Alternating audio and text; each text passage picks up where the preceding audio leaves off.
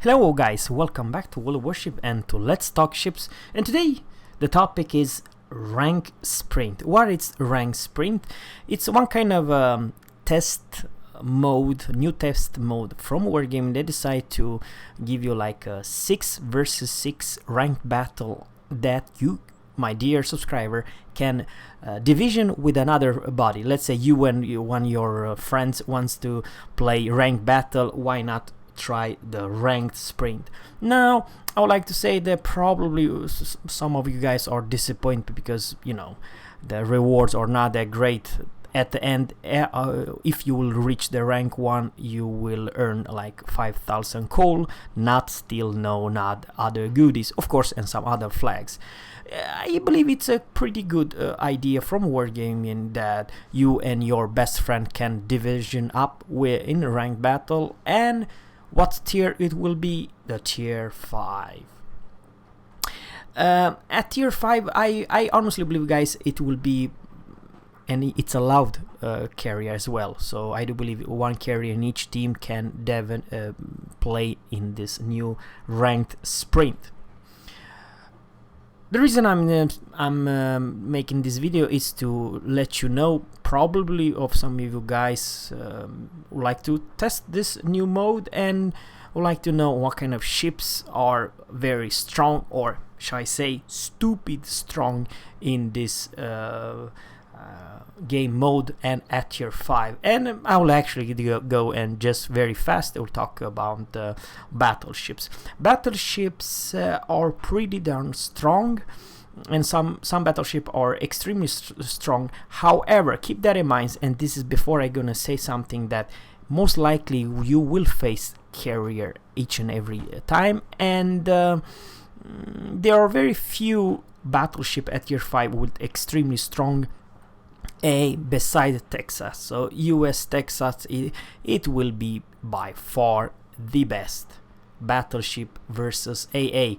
However, overall the best battleship at tier 5, it must be the Giulio Cesare, because of the concealment guns maneuver. It will maneuver like crazy. There isn't any battleship in this game which can maneuver on a dime. Seriously, if you maneuver left or right, it's even hard to receive any torps. But this is my honestly opinion. This is the powerhouse Giulio Cesare. It's maneuverable and pretty speedy ship. But if you don't have premium tier 5 ship, which most likely you guys gonna have, because what I'm gonna say, some of you guys people receive this ship by just completely a mission, and you have unlock this ship for free. It's kind of a sluggish. Sure, it has a little bit better AA versus Giulio Cesare. Yeah, slightly better. However, you're sluggish and don't turn that good. Of course, you have buttloads of guns and so on, but I'm not saying that this ship is overpowered and so on. It's not a bad pick, but I'm not gonna rate this ship at A. The A is Giulio Cesare, and some other battleship which could be good. I'm talking about the regular stuff. It's not a bad pick. The Congo, it's fast and amazing good speed and range. With upgrade range, you have 21.2 kilometers, which is good. The Congo, in my honest opinion, it's not a bad ship if you can know how to play. So overall, I do believe Congo can do fine and handle well in right hands. Some other players probably like to say that Iron Duke, I don't know, kind of a sluggish. You will just be a torpedo piñata, to be honest with you. Slow turret traverse, extremely slow turret traverse speed, and sure, you have stupid broken HE penetration. For my taste, it's kind of a sluggish. However, I did consider this ship. I'm gonna say right now, Tech 3. Let's go to Germany. And some of you guys think that Cunning it's a powerhouse, and it is pretty damn strong. When she was released, Wargaming a couple months later, they nerfed this ship. Why? Because it was so damn strong, too good, too strong. And what did they nerf? They nerfed the Sigma. It was a stupid strong and very, very good ship. The thing with this ship, you can definitely have some decent AA and secondary range could also be strong, but she's more or less bulletproof versus Citadels. You cannot Citadel this beast, and yeah, I believe she's pretty darn strong at a regular non-premium ship. And then of course the king, what I just said, the king of all AA, because you will face buttloads of I'm talking about the aircraft carrier. It will be not the New York, but the sister ship, the Texas. The Texas will have buttloads of AA. She will be by far the strongest AA at tier 5. And remember, aircraft carrier cannot manual drop.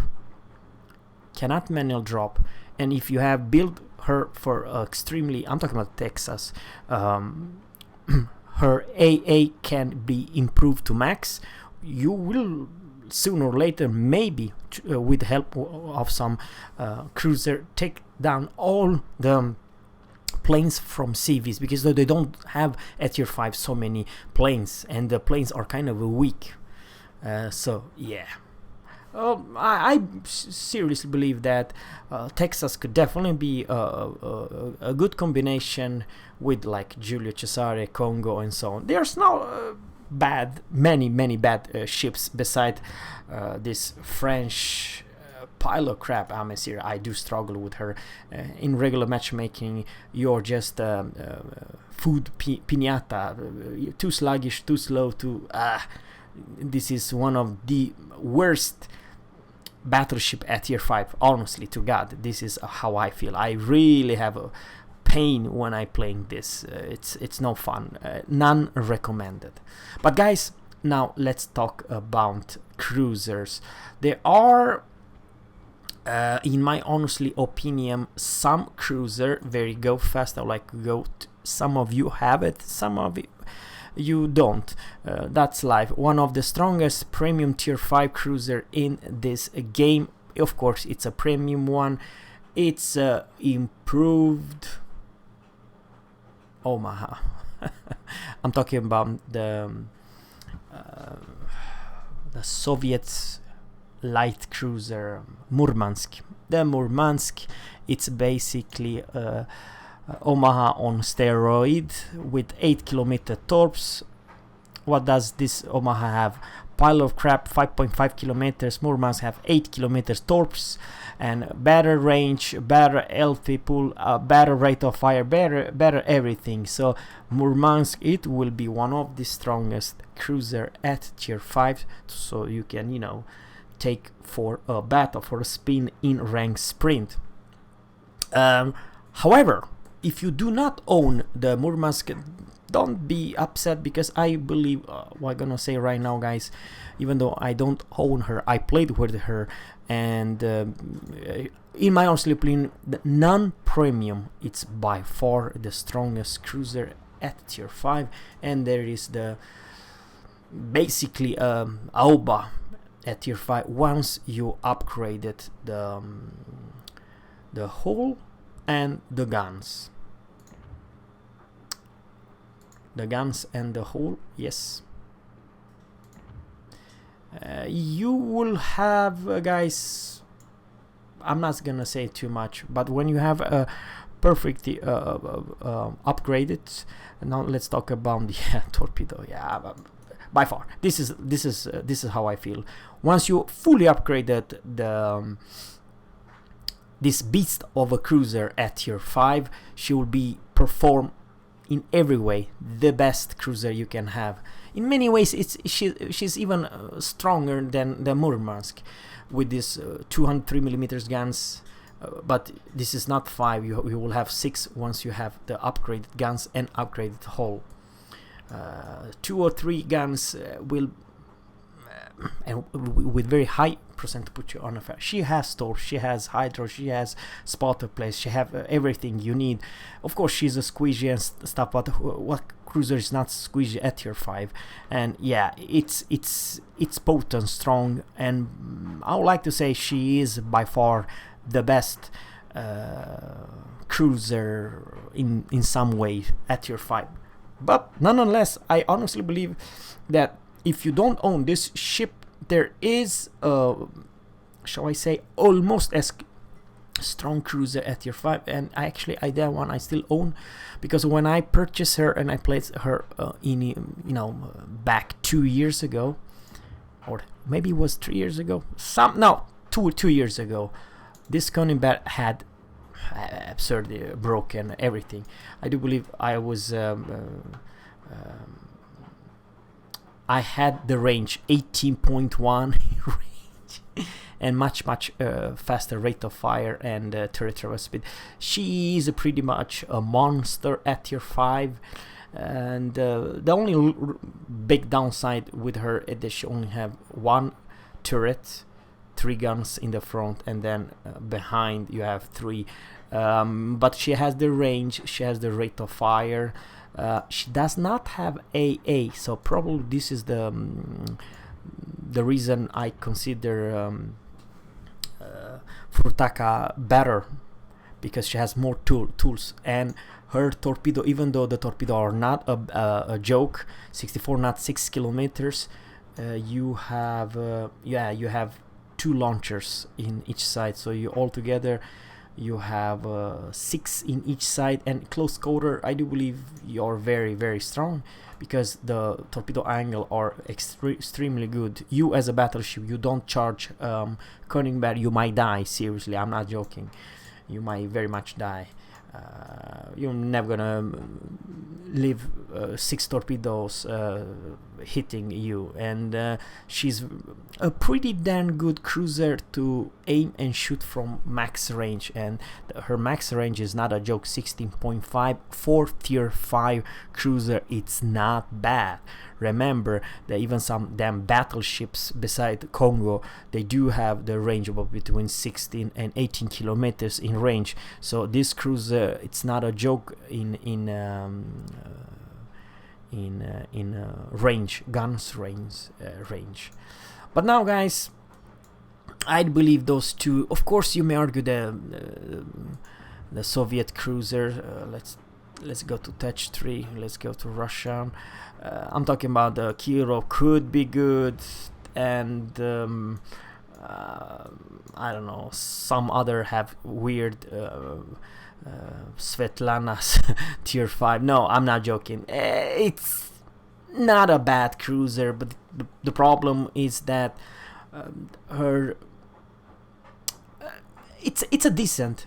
Let me put it this way: it's a decent cruiser. It's not a bad pick. The guns are from hell, and basically the best thing about this cruiser is actually the guns. But she's made of paper, and you will not gonna survive long enough in the battle. And remember, it's only 6 ships, so keep that in mind, guys. Only 6 ships versus 6 ships in the first season.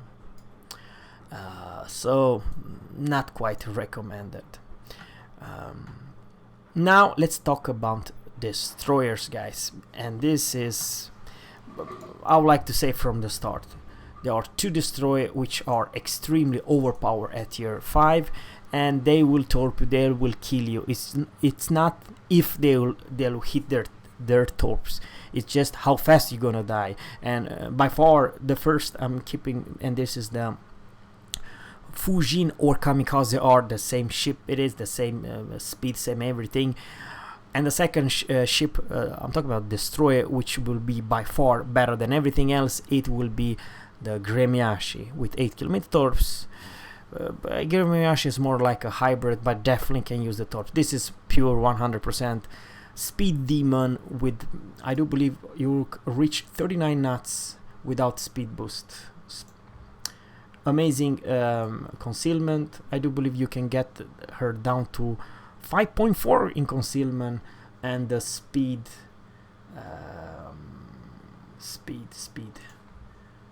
39.4 knots, and this is with speed flag without speed boost, so you're extremely stealthy and like a ninja. You torpedo the hell out of the battleship and you kite away. Remember, she does have a weakness, and the weakness is actually the aircraft carrier. Smart aircraft carrier will spot this destroyer all game long, because let's face it, if a kamikaze allows you to be unseen the whole game, then it's not if you're gonna die, it's just how fast you're gonna die by this bugger. It's extremely powerful. It's overpowered at tier 5, and you can have even a compare versus a Minekaze or something else. And those two ships I consider strong. You may argue that some other Germans and some other destroyer could be good, but they aren't not so damn strong like this one. It's this one, everything you wish from a destroyer: concealment, speed, and very darn maneuverable. You only have 7 kilometers. However, it's more than enough to delete everything you face. That's the thing. And her other counterpart, it's actually another gunboat, like a Soviet destroyer. You don't want to engage or fight anyone. So yeah, I don't know what to say. The Nicholas, all rest of the destroyers, they have too short torpedo to delete. Sure, you may argue them Nicholas, it's a good gunboat to gunfight other destroyers. It's right, and so on. However, you're never gonna do big number of damage, 100,000 damage in ranked battle when you have those useless torpedoes. Yes, if you queue up with another body, I don't know, cruise or something, and you use their smoke, because that's the only strength I can come up with. Nicholas, it's amazing good smoke. And of course it's a good gunboat, but the problem is that you're not gonna delete any battleship soon with your pew guns and with your extremely low range torpedoes. Heck, even Furutaka has way better torps than this bugger. That's the damn problem at tier 5. So yeah, it's definitely shall I say, some ships are extremely strong at their tier. I'm talking about tier 5, and it's not even fun to compare with the rest of them. And very unfortunately, it's the premium ones which are strong. However, for a Furutaka and some other ships, the difference are not that big. That's what I'm trying to say. So please let me know, guys, what do you think about this rank sprint, and what do you think about the tier 5? Is it more fun to play with tier 5? Let's say only tier 10. Is it different? It's different play style. Yes, I do believe. And of course, this very short season, you will all start in the 19th October. It's 9 days from now, and it will only last to the end of the 31st October, this first season, and the second season will start 1st November all the way to 18th November. So only 18 days to reach rank 1, but you all start at rank 10. Thanks guys for watching, and always to captains, fair seas, and goodbye.